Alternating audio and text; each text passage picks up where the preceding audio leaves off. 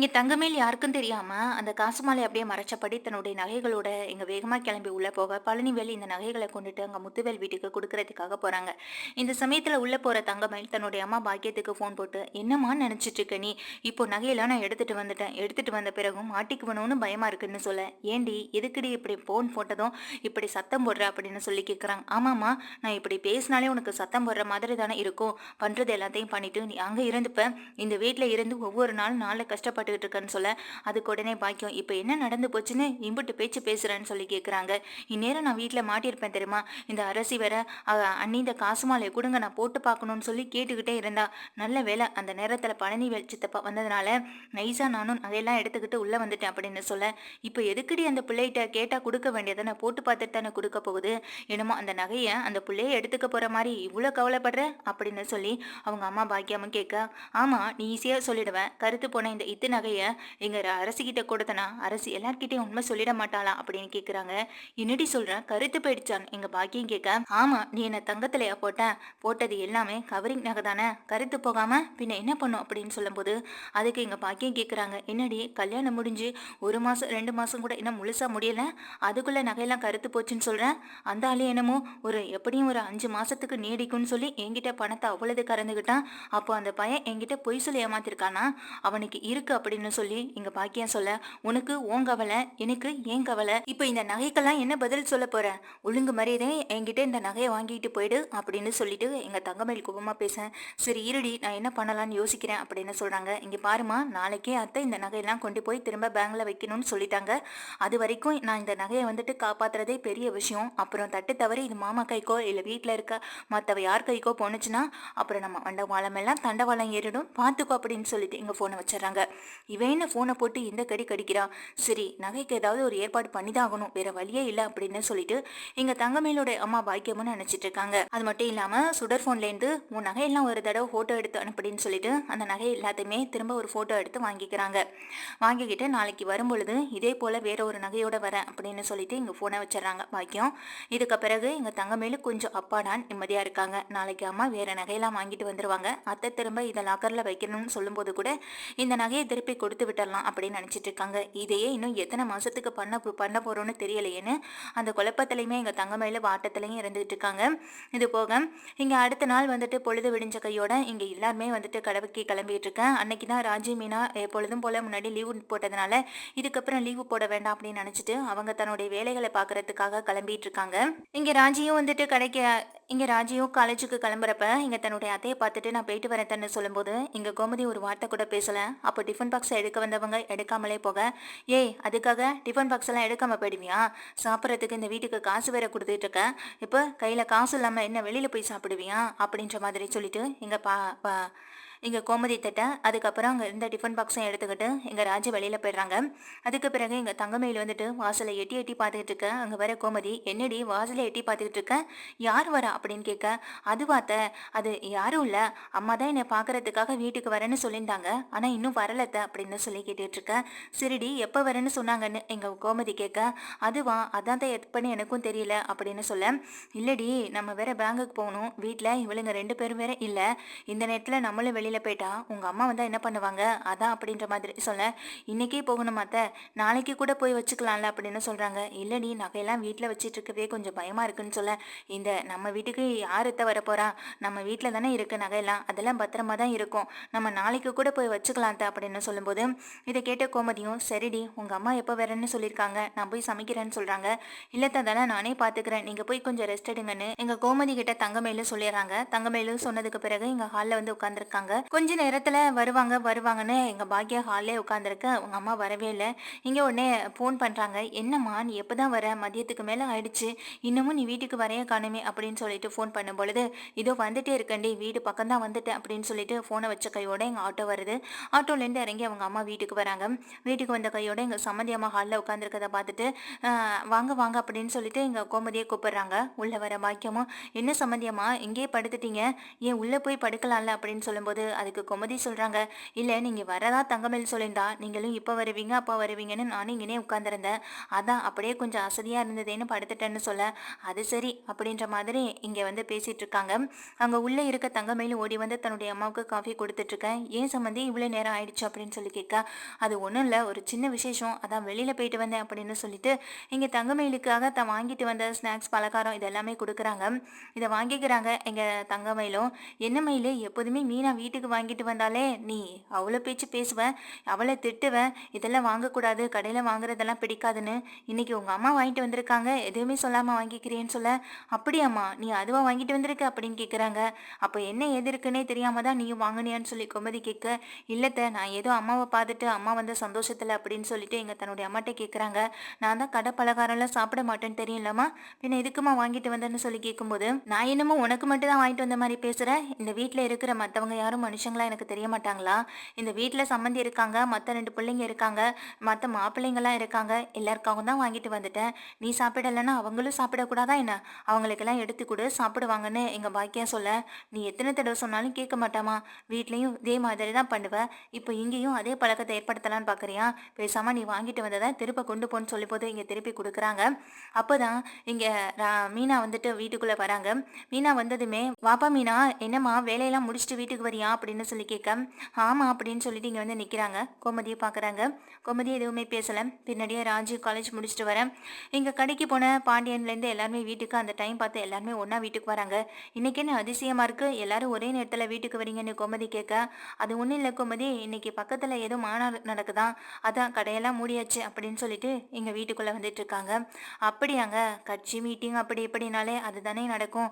சரி சரி, நம்ம இதுக்கு அந்த நேரத்தில் திறந்து வச்சுட்டு கடையில் தேவையில்லாத பிரச்சனை வரும், அதனால தான் மூடிட்டு வந்துட்டோன்னு இங்கே சொல்கிறாங்க பழனிவேலும். அதுவும் சரிதான்டா அப்படின்னு சொல்லி பேசிக்கிட்டு இருக்க நேரத்தில் இங்கே தங்கமயில் வந்து கையில் பை வச்சுருக்காங்க. என்ன தங்கமயில் கையில் பைய வச்சுட்டு நிற்கிற அப்படின்னு சொல்லிட்டு இங்கே சரவணனு கேட்க, அதுக்கு மயில் சொல்கிறாங்க, இல்லை அம்மா தான் பலகாரம்லாம் வாங்கிட்டு வந்திருக்காங்க, நான் வேண்டான்னு சொன்னாலும் கூட கேட்க மாட்டாங்கன்னு சொல்லி இங்கே தன்னுடைய அம்மா கிட்டே திருப்பி கொடுக்க, இவ என்ன மூளை இல்லாதவளா இல்லை இப்படி தான் இருப்பாளா, எனக்கு பிறந்தவளானே சந்தேகமாகவே இருக்குது, நான் எதுக்கு கொடுக்குறேன் ஏன் கொடுக்குறேன்னு கூட புரிஞ்சுக்காம திரும்ப திரும்ப என் கையிலே கொடுத்துட்டு இருக்கான், மற்றவங்க யாராவது பார்த்தா நான் மாட்டிக்க மாட்டேனா, கையில் நகையெல்லாம் கொண்டு வந்து அவள் கையில் அப்படியே கொடுக்க முடியும், பையில் வச்சு தானே கொடுக்க முடியும், அது கூடவா இவளுக்கு தெரியாதுன்ற மாதிரி இங்கே முணுமுணுக்கிறாங்க பாக்கியம். பாக்கியம் இப்படி முறைச்சிட்டு உட்காந்துருக்கதை பார்த்ததுமே தங்கமேல் வந்துட்டு, என்னம்மா அப்படின்னு சைகையால கேட்க, பைய பிடிடின்னு இவங்களும் சைகையாலே சொல்ல, இதை வந்துட்டு மீனாவும் சரி ராஜையும் சரி ஒருத்தர் மாற்றி ஒருத்தர் பார்த்துக்கிறாங்க. என்னக்கா நடக்குதுங்க அப்படின்னு சொல்லி கேட்க, அது வந்துட்டு இங்கே மீனா எதுவுமே சொல்லாமல் அமைதியாக பார்த்துட்டு இருக்காங்க. இங்கே கொடுங்க, இல்லாட்டி பையன் என்கிட்ட கொடுங்க, நான் வச்சுக்கிறேன், ஏன்னா நாங்கள் எல்லாருமே நல்லா சாப்பிடுவோம், இந்த ஸ்நாக்ஸ் எல்லாம் எங்கள் தங்கமேல் அக்காவுக்கு பிடிக்காது, கொடுங்க அப்படின்னு சொல்லிட்டு அந்த பையன் வந்து இங்கே வாங்கிக்கிறாங்க. இல்லை இல்லை அதெல்லாம் ஒன்றும் வேண்டாம், இங்கே கொடுங்க, நானே போய் எல்லாருக்கும் வச்சு எடுத்துகிட்டு வரேன்னு சொல்லி இங்கே திரும்பவும் தங்கமயில் வாங்க, இல்லை பரவாயில்லக்கா அப்படின்னு சொல்லிட்டீங்க மீனா வாங்க. இப்படி மாறி மாறி 2 பேரும் பிரச்சனை பண்ணிட்டு இருக்க உடனே பாக்கியம் சொல்கிறாங்க, விடுமா மீனா, நீயே இப்போ தான் களைச்சி போய் வந்திருக்க, அவகிட்டே கொடு, அவள் போய் தட்டில் வச்சு எல்லாருக்கும் எடுத்துகிட்டு வரட்டும் அப்படின்னு சொல்லி கொடுக்குறாங்க. இதை கேட்டதுமே மீனா சொல்கிறாங்க, என்ன தட்டில் வச்சு எல்லாருக்கும் நகை அப்படியெல்லாமா எடுத்து வச்சு கொண்டு வந்து கொடுக்க போகிறாங்க, அதையெல்லாம் யாராலும் சாப்பிட முடியாதேம்மா அப்படின்னு சொன்னதுமே இதை கேட்ட பாக்கியத்துக்கு பயங்கர ஷாக்கிங் ஆகுது. உடனே பாக்கியம் இங்கே மீனாவை பார்க்குறாங்க. நீ நான் எதுவுமே பேச முடியாமல் இங்கே எல்லாருமே பார்த்துக்கிட்டு இருக்கேன். இங்கே செந்தில் வந்துட்டு, என்ன மீனா என்ன பேசுகிற வந்தவங்க கிட்ட, இப்படி தான் நீ மரியாதை குறைவாக நடந்துப்பியா, இப்படியெல்லாம் நீ பேசுகிற ஆள் இல்லையே, இப்போ நீ கொஞ்ச நாளாக எதுவுமே சரியில்லை அப்படின்னு சொல்லி இங்கே மீனாவை திட்டுறாங்க.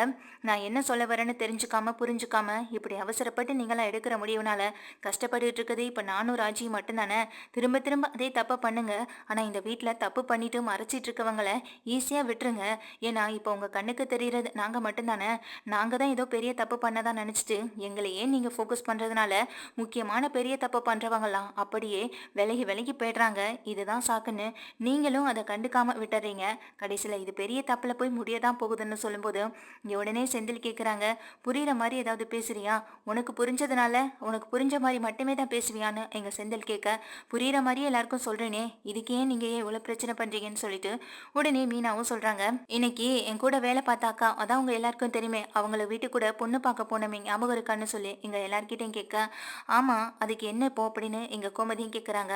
அந்த அக்காவுடைய தோடு இன்னைக்கு ரொம்ப காணாமல் போயிடுச்சு, எங்கே பார்த்தாலும் தேடி பார்த்து எங்கேயுமே கிடைக்கவே இல்லை, அதுவும் அவங்க வீட்டுக்காரரு ரொம்ப ஆசையை வாங்கி கொடுத்த தோடு வேற, இது இல்லைன்னு போய் சொன்னால் அவர் மனசு கஷ்டப்படும் அப்படின்றதுக்காக அதே மாதிரி இன்னொரு தோடை வச்சு அதை அதே மாதிரியான ஒரு கவரிங் தொகையை நம்ம வாங்கிட்டு போயிடலாம் மீனான்னு சொன்னாங்க.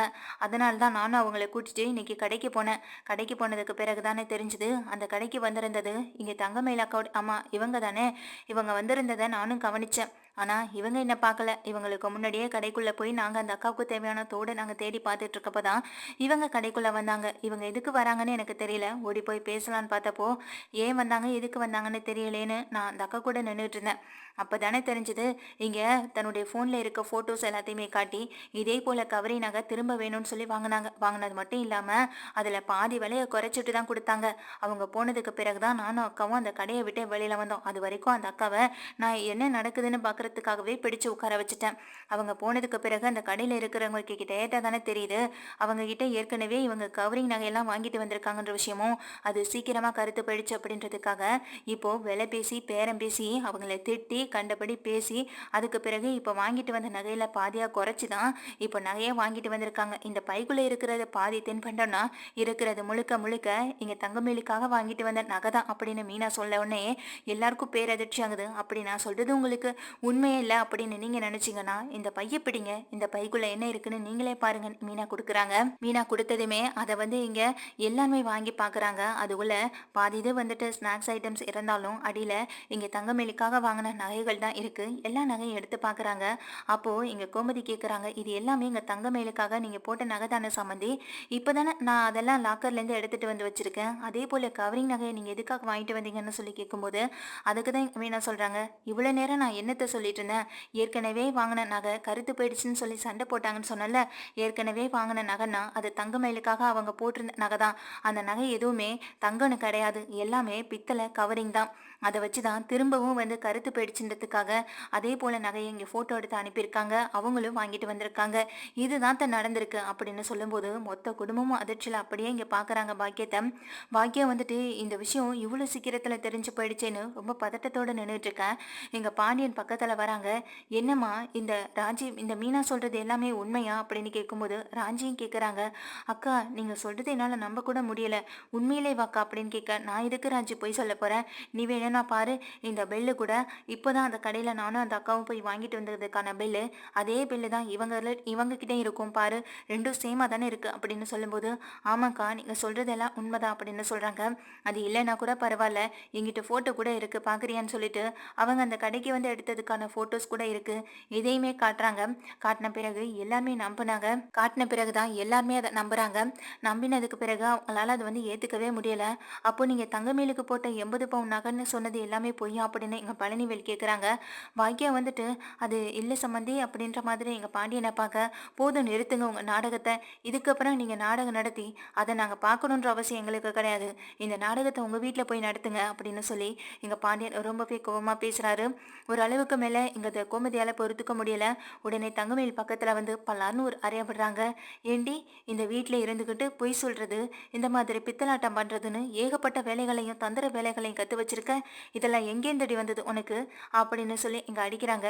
ஏன் முன்னாடியே என் பொண்ணு அடிப்பீங்களா அப்படின்னு எங்க பாக்கியம் சண்டை போட, செஞ்சது பித்தலாட்டம், இதுல கோபம் வேற வருதா உங்களுக்குன்னு சொல்லி எங்க கோமதியும் திட்ட, என்ன கோமதி இப்போ எதுக்கு நீ இவங்க கிட்ட பிரச்சனை பண்ணிட்டு இருக்க, பேசாம விடு, இவங்க கிட்ட பிரச்சனை பண்றதுனால இவங்க பண்ண தப்பை நம்ம என்னைக்குமே சரி பண்ணிட முடியாதுல்ல, அதை அவங்களும் உணர்வுபூர்வமா புரிஞ்சுக்க போறதில்ல, இப்ப கூட இந்த வீட்டு பிள்ளைய நம்ம வடிச்சதுக்கு என் பொண்ணை எதுக்கு அடிக்கிறேன்னு சொல்லி இங்க கேள்வி கேட்டுட்டு வராங்க. இவங்க கிட்ட என்னத்தை பேச முடியும்னு சொல்லி எங்க பாண்டியன்னு சொல்ல, எங்க பாக்கியத்துக்கு எதுவுமே பேச முடியல. அப்படியெல்லாம் ஒண்ணும் இல்லை மாமா, இங்க அத்தைக்கு என்ன அடிக்கிறதுக்கான எல்லா உரிமையும் இருக்கு அப்படின்னு எங்க தங்கமேல் சொல்லும்போது, அது என்னக்கா இவ்வளவு நேரம் நீ அமைதியா இருந்துட்டு இப்போ எதுக்காக அக்கா பேசுறீங்க, நாங்க ஏதாவது தப்பு பண்ணா மட்டும் எங்க வீட்டுல எல்லார்கிட்டையும் சொல்றீங்க, ஆனா அதே மாதிரி நீங்க அதை விட பெரிய தப்பா இப்ப பண்ணி வச்சிருக்கீங்க, இதுக்கு என்னக்கா அர்த்தம் அப்படின்னு சொல்லி எங்க மீனாவும் கேட்க, அதுக்கு எங்க பாக்கியமும் சொல்றாங்க, இப்போ எதுக்காக என் பொண்ணுகிட்ட கேள்வி கேட்டுக்கிட்டு இருக்கீங்க, அவளுக்கும் இதுக்கும் எந்த சம்மந்தமும் கிடையாது, அவள் ஆரம்பத்துலேருந்து முடியாது வேண்டாம் அப்படின்னு தான் சொல்லிட்டு இருந்தா, ஆனால் நான் தான் அவளை கம்பல் பண்ணி இது மாதிரி அவளை கல்யாணம் பண்ணி வைக்கிறதுக்காகவும் இங்கே உங்கள் எல்லாரையும் விட இந்த வீட்டில் அவள் வசதியாக வாழணுன்றதுக்காக தான் இப்படிப்பட்ட பொய்யை சொன்னேன். ஆனால் நீங்கள் என்ன பேசுறதா இருந்தாலும் என்கிட்ட பேசுங்க, ஆனால் இங்கே தங்க மேலே யாரும் எதுவும் சொல்லக்கூடாதுன்னு பாக்கியம் சொல்ல, அதை எதுக்கு நீங்கள் சொல்கிறீங்க, உங்கள் பொண்ணை நாங்கள் எதுவுமே சொல்லக்கூடாதுன்னா உங்கள் பொண்ணை நீங்கள் கையோட கூட்டிகிட்டு போயிடுங்கன்னு எங்கள் சரவணன் சொல்ல, என்ன மாப்பிள்ள கேட்கல. நீங்களும் இப்படி பேசுறீங்க. நாங்க பொய் சொன்னதே உங்கள கல்யாணம் பண்ணி வைக்கணும். உங்களுக்கு இவளுக்கும் நல்லபடியா கல்யாணம் முடிக்கணும் அப்படின்றதுக்காக தானேன்னு சொல்லும்போது, ஏங்க நாங்க உங்ககிட்ட நகை எதுவும் கேட்டோமா? நீங்களா போடுறேன்னு சொல்லிட்டு கடைசியில நீங்களே இந்த மாரி பிரச்சனை ஏற்படுத்தி விடுறீங்களே! இது உங்களுக்கே நியாயமா இருக்கான்னு எங்க பாண்டியனும் கேட்க, எங்களுக்கு நீங்க என்ன சொல்றீங்கன்னு புரியுது சம்மந்தி. ஆனா அதுக்காக சபையில எல்லார் முன்னாடியும் நாங்க அவமானப்பட்டு நிக்கக்கூடாதுன்றதுக்காக தான் நானும் இப்படிப்பட்ட ஒரு விஷயத்த பண்ணுனேன்னு எங்க தங்கமயில அம்மா பாக்கியம் சொல்ல, இதை கேட்ட எங்க பாண்டியனும், இப்போ மட்டும் இப்போ மட்டும் உங்களுடைய மானம், அவமானம் இது எல்லாமே வந்து உங்ககிட்ட இருக்குன்னு நினைச்சிட்டு இருக்கீங்களா? இப்ப என்ன நடந்துட்டு இருக்குன்னு உங்களுக்கே நல்லா தெரியும்ல அப்படின்ற மாதிரி சொல்ல, பாக்கியத்தால எதுவுமே பேச முடியல. இங்க எல்லார்கிட்டயும் போய் மன்னிப்பு கேட்டுட்டே இருக்காங்க. மன்னிச்சிருங்க மாமா, தயவு செஞ்சு என்னை மன்னிச்சிருங்கன்னு சொல்லிட்டு கேட்க, இதையெல்லாம் பார்த்துட்டு இருந்த பாக்கியம், நீ எதுக்குடி மன்னிப்பு கேட்குற? நீ என்ன தப்பு பண்ணிட்டேன்னு இப்போ மன்னிப்பு கேட்குற? நீ என்ன மற்ற 2 மருமகள் மாதிரி ஓடி வந்து கல்யாணம் பண்ணிட்ட நீயா? இல்ல நான் உன்னைய ஊர் வச்சு கல்யாணம் பண்ணி கொடுத்துருக்கேன். என்னமோ இந்த நகை விஷயத்துல பொய் சொல்லியாச்சு. அதுக்காக இந்த வீட்ல உள்ளவங்க எல்லார்கிட்டயும் கால்ல விழுந்து மன்னிப்பு கேட்கணுன்ற அவசியம் உனக்கு என்ன தலையெழுத்தா அப்படின்னு சொல்லி கேட்க, போதும் நிறுத்துமா, இதுக்கப்புறம் நீ ஒரு வார்த்தை பேசாத. நீ சொன்ன பொய்யை நம்பி இங்க வீட்ல உள்ளவங்க எல்லாரும் எவ்வளவு மனசு கஷ்டப்பட்டு பேசுறாங்க பாரு. ஆனா அது புரியாம இப்பவும் நீ பண்ணதுதான் நியாயம், நீ பண்ணதுதான் சரின்ற மாதிரி எல்லாம் முன்னாடி நிக்க வச்சு பேசிக்கிட்டு இருக்கேன்னு சொல்லும்போது, நீ பேசுவடி, நீ இதுவும் பேசுவ, இதுக்கு மேலேயும் பேசுவ.